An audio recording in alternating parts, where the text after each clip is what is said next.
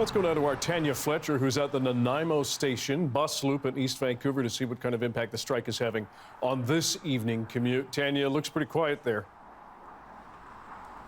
Bit of an odd scene, Dan, because yes, as you can see, this bus stop is very quiet, yet traffic much busier than normal. Even arriving here from downtown Vancouver took a lot longer than normal. More vehicles on the road. You can see right now SkyTrain behind me is still running, so SkyTrain's also busier than expected, as with all the buses and C-bus service shut down. And of course, this really impacts post-secondary students. The majority of UBC and SFU students in Metro Vancouver use buses at least for part of their journey to get to school, and that's why both schools have put in alternate plans for today and tomorrow. A lot of classes have moved online, some canceled entirely, but both schools are saying check with your instructors to get the very latest information on your specific classes. Now, UBC also says that employees who are required to perform necessary essential work are expected to show up to work still in person. They're also urging drivers to be prepared, since at UBC campus in Vancouver there is not any overflow parking, so there may not be enough parking spots for everyone should more people choose to drive. Now, as for SFU, some classes they say may need to be canceled, so again, check with your instructor. SFU says extra parking is being made available at their Burnaby and Surrey campuses, so certainly a lot of impact on students, post-secondary students, early this week. Dan.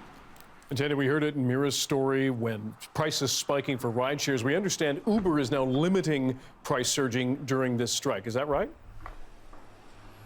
Yeah, that's right. Just late today, Uber put out a statement saying that it's capping surge pricing and offering additional incentives to get more Uber drivers out on the roads to help people really balance out that supply and demand situation. So Uber says, for example, this morning from 7 to 8 a.m., they saw a 70% increase in the number of calls of people trying to get an Uber over the same hour last week. So they do say, though, they add it's not reasonable to expect Uber to fill in the massive gap left by a transit strike. No details on exactly what this surge cap might look like in terms of pricing. We did hear from Uber drivers today who they said they felt bad for passengers. We heard from one Uber driver who said he took an accountant who had to get to work this morning who paid $70 for a 20-minute ride to work. And the driver said, hey, look, we feel bad. We don't regulate pricing. The surge pricing is out of our control. And he said, in fact, they feel like it's gouging in some cases. And of course, a lot of that overflow spills to the taxi side. We heard from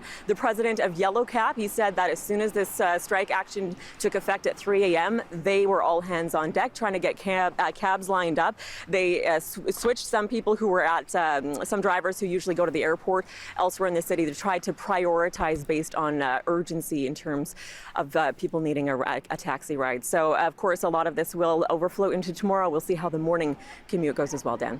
Tanya Fletcher reporting live in East Vancouver. Thanks very much.